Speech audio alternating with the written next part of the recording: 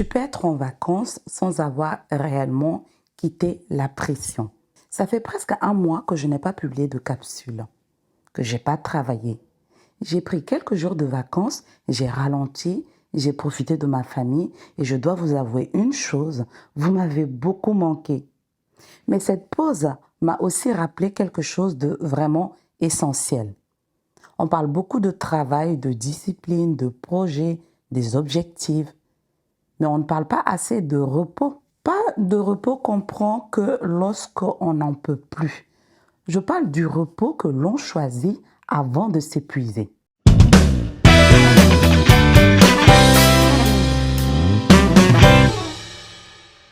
Bienvenue dans Esprit 2.0, le podcast qui t'aide à devenir la meilleure version de toi. Aujourd'hui, j'aimerais simplement te rappeler que tu as aussi le droit de ralentir.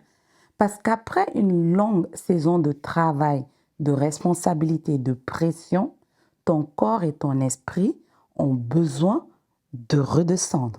Et pourtant, beaucoup d'entre nous ne savent plus vraiment comment se reposer. On quitte le travail, mais on continue d'y penser. On part en vacances, mais on répond toujours aux messages. Je peux comprendre que deux fois, c'est important. On est avec nos proches, mais notre esprit est ailleurs. On mange en regardant le téléphone.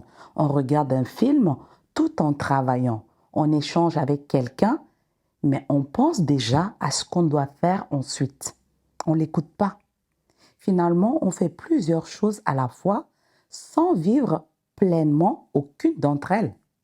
Et c'est là que la notion de pleine présence devient importante. Être pleinement présente, c'est simplement d'être là où tu es. Quand tu te reposes, tu dois te reposer. Quand tu échanges avec une personne, tu l'écoutes vraiment. Quand tu marches dans la nature ou quelque part dans ton quartier, tu regardes autour de toi, tu apprécies l'environnement ou tu déprécies. Quand tu partages un repas, tu prends le temps de savourer et le repas et les gens avec qui tu es.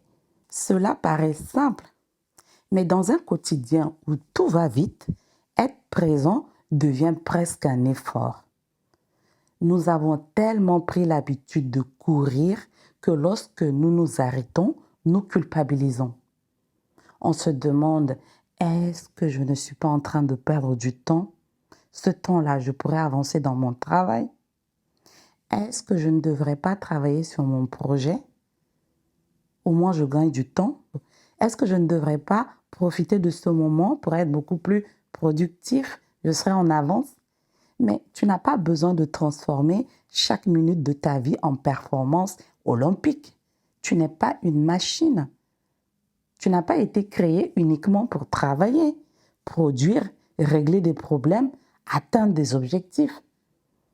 Tu as aussi été créé pour vivre, prier, aimer, manger, pour respirer, rigoler, pour regarder tes enfants grandir si tu en as, ou chercher les moyens d'en avoir si tu peux, pour passer du temps avec les personnes que tu aimes, ou créer de l'amour autour de toi si tu ne te sens pas aimé, pour savourer un repas, une conversation, une promenade, un silence, ou simplement quelques minutes où personne ne demande rien du tout.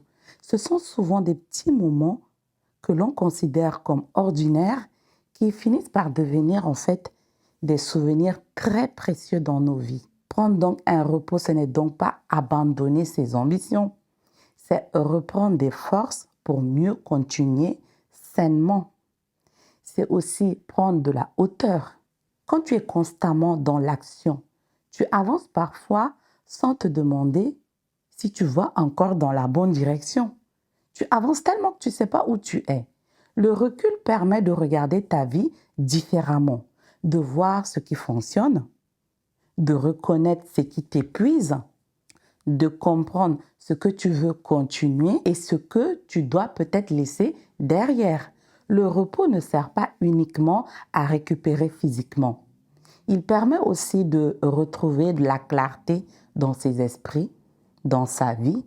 Et parfois, la solution que tu cherches depuis plusieurs semaines apparaît lorsque tu arrêtes de poursuivre certaines choses. Parce que ton esprit avait simplement besoin d'espace pour retrouver ce que tu cherches. Mes vacances à moi sont terminées, mais peut-être que les tiennes n'ont pas encore commencé. Peut-être aussi que tu ne peux pas partir loin, tu ne peux pas prendre plusieurs semaines de congé, mais le repos ne dépend pas surtout d'un voyage. Tu n'es pas obligé de voyager. Tu peux par moment commencer par t'accorder des petites matinées sans pression. Tu te lèves un peu plus tôt et tu prends ton temps. Une promenade sans ton téléphone, par exemple, un repas pris tranquillement quelque part, rien qu'avec toi-même, une soirée où tu décides de n'organiser rien du tout.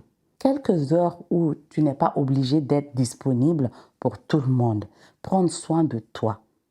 Prendre soin de toi ne doit pas seulement arriver lorsque tu es déjà épuisé. N'attends pas que ton corps t'oblige à t'arrêter.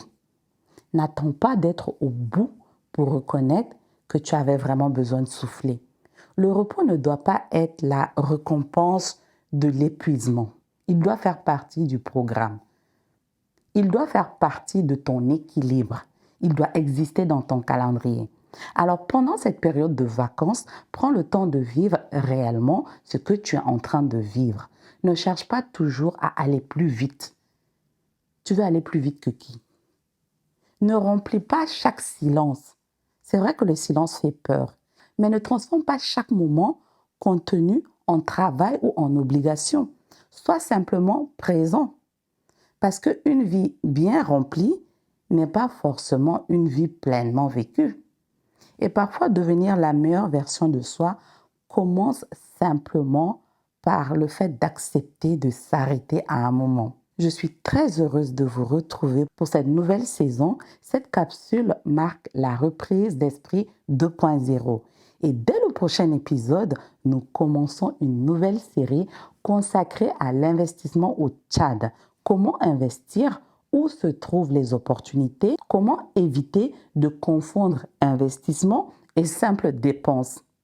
En attendant, repose-toi bien, vraiment prends le temps de te reposer, prends soin de toi et surtout prends le temps de vivre ce que tu ne pourras pas revivre deux fois. La vie n'a pas de rediffusion, comme le dirait je ne sais plus qui. Merci d'avoir suivi cet épisode de début de saison. On se retrouve très prochainement pour des nouveaux épisodes. À bientôt.